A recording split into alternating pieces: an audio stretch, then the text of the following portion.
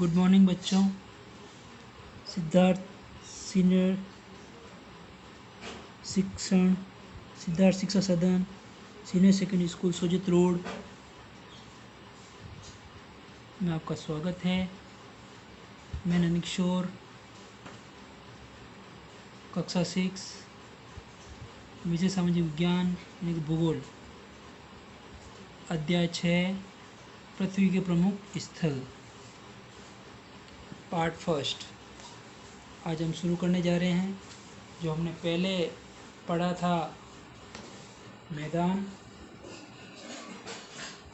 तो मैदान के बारे में हमने पढ़ा था कि मैदान समतल भूमि के बहुत बड़े भाग होते हैं। वे सामान्यतः मध्य समुद्री स्थल के 200 मीटर से ऊंचे नहीं होते और मैदान काफ़ी समतल होते हैं, तरंगित होते हैं। पर्वतीय नदियाँ पर्वतीय के ढालों के नीचे की ओर बहती हैं और अपरदित भी हो जाती हैं, ठीक है। और अपरदित पदार्थों को अपने साथ आगे ले जाती हैं, अपने साथ ढोए पत्थर, बालू, सिल्ट घाटियों को निक्षेपित करती हैं, यानी कि उनका वापस निर्माण करती है और निक्षेपों से ही मैदानों का निर्माण होता है, ठीक है। तो अब देखिए आगे, मैदानों में क्या होता है, परिवहन के साधनों का निर्माण करना भी आसान होता है, इसलिए ये मैदान अधिक उपजाऊ भी होते हैं। और कुछ ये मैदान जो उर्मिल और तरंगित भी होते हैं और अधिकांश मैदान नदियाँ तथा सहायक नदियों के द्वारा भी बने होते हैं, ठीक है। तो मैदान जो है मनुष्यों के रहने के लिए सबसे उपयोगी क्षेत्र हैं। यहाँ की जनसंख्या बहुत अधिक होती है क्योंकि मकानों के बनाने और खेतों के लिए यहाँ की समतल भूमि की प्रचुरता होती है, अधिकता होती है।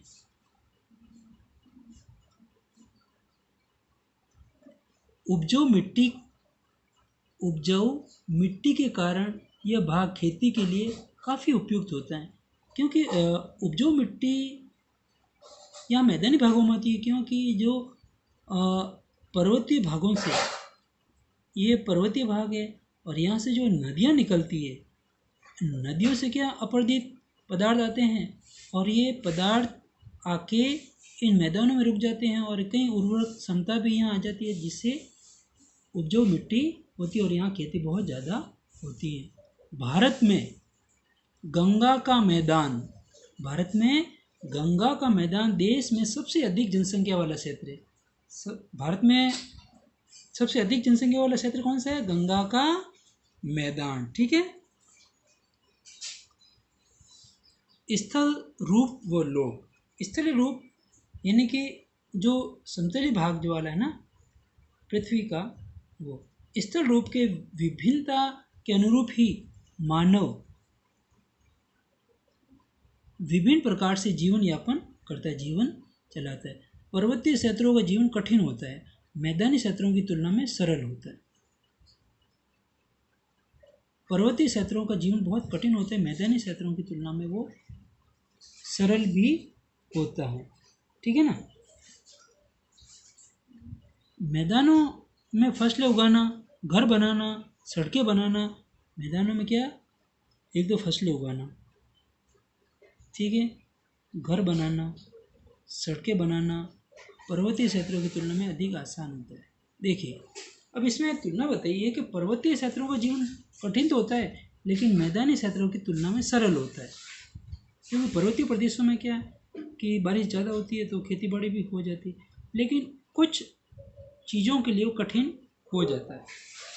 और मैदानी भागों में फसलें उगाना, घर बनाना, सड़कें बनाना ये आसान होता है, किसकी तुलना में? पर्वतीय क्षेत्रों की तुलना में, क्योंकि पर्वतीय क्षेत्रों में घर बनाना, सड़कें बनाना और फसलें भी जो है वो सीढ़ीनुमा खेती की होती है, लेकिन जबकि यहाँ मैदानों में तो बड़े बड़े क्षेत्र या बागानों के रूप में कर सकते हैं। ये पर्वतीय क्षेत्रों की तुलना में अधिक सरल है। विभिन्न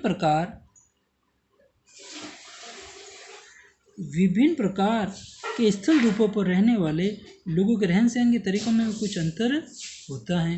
विभिन्न प्रकार के स्थलीय रूप होते हैं, मैदानी भाग, पठारी भाग, पर्वतीय भाग। तो यहाँ का कल्चर, रहन सहन, सामाजिक, आर्थिक, इन सभी में कुछ डिफरेंट होता है, ठीक है ना। कभी कभी प्राकृतिक आपदाएं भी होती है। अब प्राकृतिक आपदाएं कौन सी है? प्रकृति के द्वारा ही अपन देखते हैं। अभी कभी कभी भूकंप आ रहा, कभी बाढ़ आ रही, कभी आंधी तूफान, सूखा, अतिवृष्टि, अनावृष्टि, ये सभी प्राकृतिक आपदाएं होती है। इसमें देखिए भूकंप, ठीक है, भूकंप आता है। भूकंप यानी कि पृथ्वी के अंदर हलचल होती है और जो जगह हो एक स्थान से दूसरे स्थान पर खसक जाती है। ज्वालामुखी का आपने देखा ही होगा। पर्वतीय जो भाग होते हैं, पर्वत के अंदर एक शंकुनुमा होता है और फिर उसमें से लावा निकलता है, ठीक है ना। जो आपने देखा होगा जापान में फ्यूजियामा ज्वालामुखी, जो सुषुप्त अवस्था में लेकिन कभी कभी फूट जाती है। ज्वालामुखी उद्गार होता है। तूफान भी आते हैं या बाढ़ यानी कि बहुत ज़्यादा बारिश होती है तो बांधों में पानी भर जाता है, तो वो कभी कभी फूट भी जाते हैं और बाढ़ भी आ जाती है। कभी कभी नदियाँ तेज होती है और मेन नदी में वो मिल जाती है, तो उसमें वो पानी बढ़ जाता है, जिससे बाढ़ आती है। तो ये बहुत विनाश कर देते हैं। तो प्राकृतिक आपदा कौन सी? भूकंप, ज्वालामुखी उद्गार, तूफान या बाढ़, ठीक है। इन आकस्मिक घटनाओं के बारे में जागरूकता पैदा करनी चाहिए। तो इस प्रकार हमें जो आकस्मिक यानी अचानक इस प्रकार की घटनाएं हो जाती हैं, तो हमें क्या करना चाहिए? हमें लोगों को ज़्यादा से ज़्यादा जागरूक करना चाहिए, हमें जागरूकता फैलानी चाहिए। तो इस प्रकार हमें हमेशा ये ध्यान रखना चाहिए कि हमें इन खतरों को कम करना भी चाहिए। अब खतरों को कम करने के लिए हमें क्या होगा कि लोगों को प्रकृति के बारे में हमें बताना पड़ेगा, उनको समझाना पड़ेगा कि प्रकृति के साथ हमें ज़्यादा से ज़्यादा दोहन नहीं करना चाहिए। तो इनमें आने वाले खतरों को कम कर सकते हैं। प्रकृति पहले क्या होता था? प्रकृति की पूजा होती थी, जैसे पेड़ पौधे, सूर्य, पहाड़, नदियाँ, इन सभी की पूजा होती थी। लेकिन आज के लोगों के पास इतना भी टाइम नहीं है कि वो प्रकृति की पूजा करें। उल्टा वो तो प्रकृति का दोहन कर रहे हैं, प्रकृति को नुकसान पहुंचा रहे हैं, पेड़ काट रहे हैं, पहाड़ों को काट रहे हैं अपनी सुविधा के लिए, ठीक है ना। तो इस प्रकार प्राकृतिक घटनाओं से बचने के लिए उनको बताना भी चाहिए किस प्रकार बचें। जैसे मान लो कोई भूकंप आ जाता है तो या तो हमें कोई लकड़ी या इस प्रकार की चीज़ों के नीचे रुक जाना चाहिए या फिर घरों से बाहर निकल जाना चाहिए, है ना। हम कई तरीकों से जल व स्थल को उपयोग में ला सकते हैं और इसका पता हम अपने आसपास के क्षेत्र में लगा सकते हैं, ठीक है ना। तो हमारे पास कई ऐसे तरीके भी हैं जो जल और स्थल यानी जमीन और जल का उपयोग आसानी से करते। इसका पता हम कई आसपास के क्षेत्रों में भी लगा सकते हैं। जैसे मान लो बारिश का मौसम है, बारिश का जो मौसम है उसका जो पानी है वो छत से वाटर हार्वेस्टिंग के द्वारा भी कर सकते हैं। खेतों में बड़ा सा एक होज बनाकर भी उसमें पानी इकट्ठा कर सकते हैं, ठीक है ना। और स्थल का उपयोग भी हम कई तरह से कर सकते हैं। अब देखिए अरुणाचल प्रदेश में रस्सी से भी पुल बनाया जाता है, रस्सी से भी कई पुल बने गए। अरुणाचल प्रदेश की राजधानी ईटानगर, कौन सी राजधानी है? ईटानगर, ठीक है।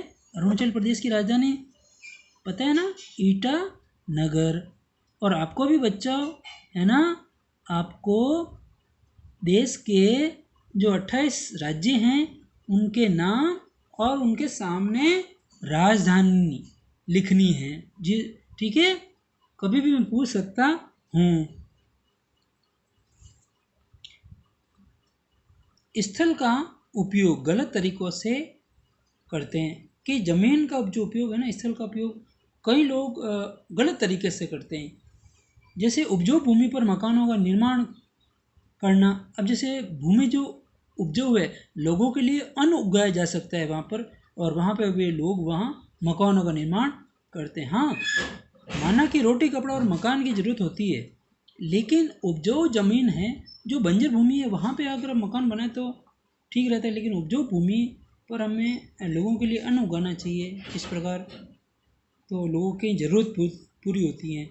और इस पर कूड़ा करकट किसी भी भूमि पर या पानी में फेंक देते हैं, जो उन्हें गंदा कर देते। अब पीने के पानी में भी फेंक देते, जैसे नदी चल रही है और नदी में कहीं गंदगी फैला देते हैं, तो आगे जाके कहेंगे तो पीने के लिए पानी उपयोग में आ ही जाता है ना।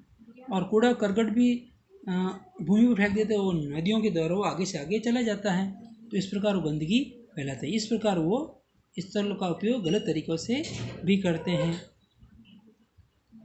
हमें प्रकृति के इस महत्वपूर्ण वरदान का उपयोग सही ढंग से करना चाहिए। जो प्रकृति ने हमें जो दी, हवा, पानी, वायु, पेड़ पौधे, प्रकाश, जमीन, ठीक है ना, तो ये हमारे लिए क्या एक वरदान है, जो कि हमें जिस प्रकार एक बच्चे को माँ पाल पोस कर बड़ा करती है, तो एक धरती माँ भी हमें पाल पोस कर बड़ा करती है, अन्न, जल, हवा सभी से, है ना। उपलब्ध भूमि केवल हमारे ही उपयोग के लिए नहीं है। ये हमारा कर्तव्य है कि आगे आने वाली पीढ़ियों के लिए पृथ्वी की सुरक्षित रखें। पीढ़ियाँ नहीं, अपने बाद में जो आएंगे उनके लिए भी पृथ्वी को सुरक्षित रखना। अभी से अपन गंदा करना शुरू कर देंगे तो आने वाली पीढ़ियाँ बीमार रहेगी, उनमें कुछ न कुछ रोग फैलेगा। इसलिए हमें ऐसा नहीं करना चाहिए। स्वच्छ भारत मिशन, स्वस्थ शरीर में स्वस्थ मस्तिष्क निवास करता है, ठीक है ना बच्चों। और स्वस्थ शरीर के लिए स्वच्छ पर्यावरण, विशेष रूप से जल, वायु, स्वच्छ वातावरण, ये प्राथमिक आवश्यकताएं। हमारी प्राथमिक आवश्यकताएं कौन कौन सी है? जल, वायु और स्वच्छ वातावरण, ठीक है ना, ये हमारे प्राथमिक आवश्यकताएं हैं। इसलिए हमें ध्यान रखना चाहिए। भारत सरकार द्वारा स्वच्छ भारत मिशन कार्यक्रम चलाया जा रहा है। भारत सरकार द्वारा कौन सा कार्यक्रम चलाया जा रहा है? स्वच्छ भारत मिशन कार्यक्रम। तो इस प्रकार हमें ध्यान रखना चाहिए कि जो स्वच्छ भारत अभियान जो है वो भारत सरकार द्वारा चलाया गया, और ये प्रत्येक हमें हमेशा ही, अगर आपको इस प्रकार कार्य करना है तो हमें अपने घर से ही इसकी शुरुआत करनी चाहिए, क्योंकि स्वस्थ शरीर में स्वस्थ मस्तिष्क निवास करता है। और स्वस्थ शरीर के लिए स्वच्छ पर्यावरण, विशेष रूप से साफ जल, वायु और स्वच्छ वातावरण होना चाहिए, ठीक है। इन सभी प्राथमिक आवश्यकताओं के सभी लोगों को सुलभ कराने हेतु भारत सरकार द्वारा स्वच्छ भारत मिशन कार्यक्रम चलाया जा रहा है। आज भी अपन देखते हैं कि चारों तरफ कई इस प्रकार की चीज़ें चलती हैं। तो हमने देखा कि भारत सरकार ने एक योजना चला रखी है, नमामि गंगे। अब इसमें भी क्या है कि गंगा नदी को साफ करने का बीड़ा उठाए हैं भारत सरकार ने, और इसका पहले हमारा कर्तव्य है कि हमें हमेशा ही अपने आसपास जल, वायु इत्यादि को स्वच्छ और साफ रखना है। हमारे आसपास जितनी भी जो गंदगी है उनका भी ध्यान रखना है कि हमें ज़्यादा से ज़्यादा डस्टबिन का प्रयोग करना चाहिए।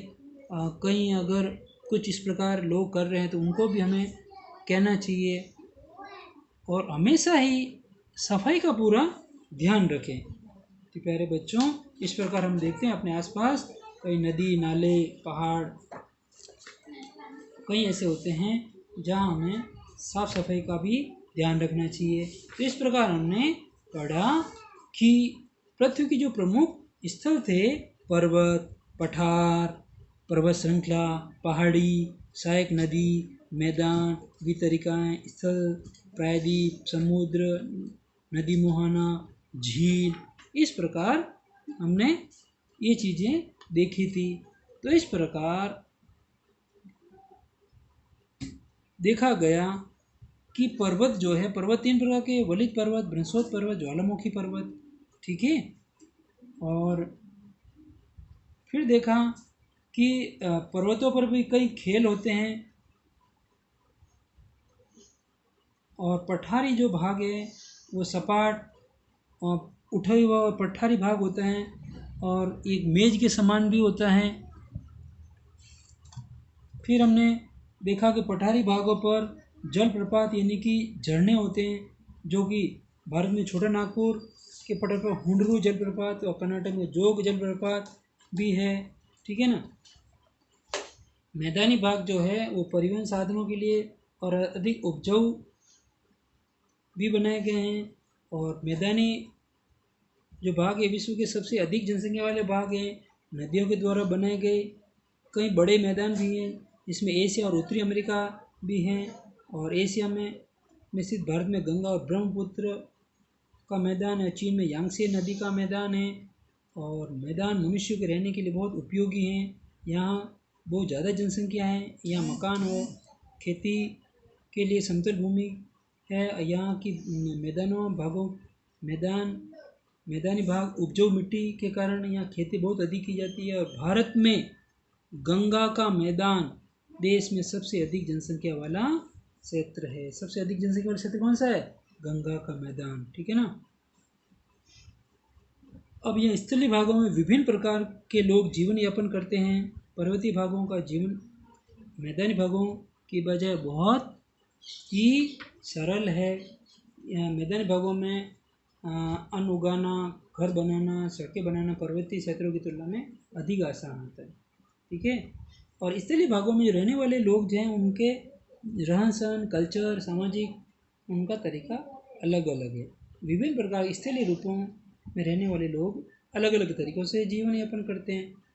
और यहाँ कई प्राकृतिक आपदाएं हैं, जैसे भूकंप, ज्वालामुखी, तूफान, बाढ़ इत्यादि ये विनाशकारी घटनाएं होती है। लेकिन ये जो घटनाएं होती हैं, इन घटनाओं के लिए हमें हमेशा तैयार रहना चाहिए, क्योंकि ये आकस्मिक जो घटना होती है हमें हमेशा ही तैयार रहना चाहिए।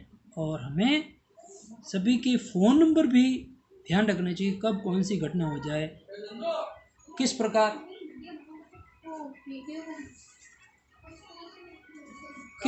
की ये चीज़ें होती हैं, वो हमें हमेशा ही ध्यान रखना चाहिए।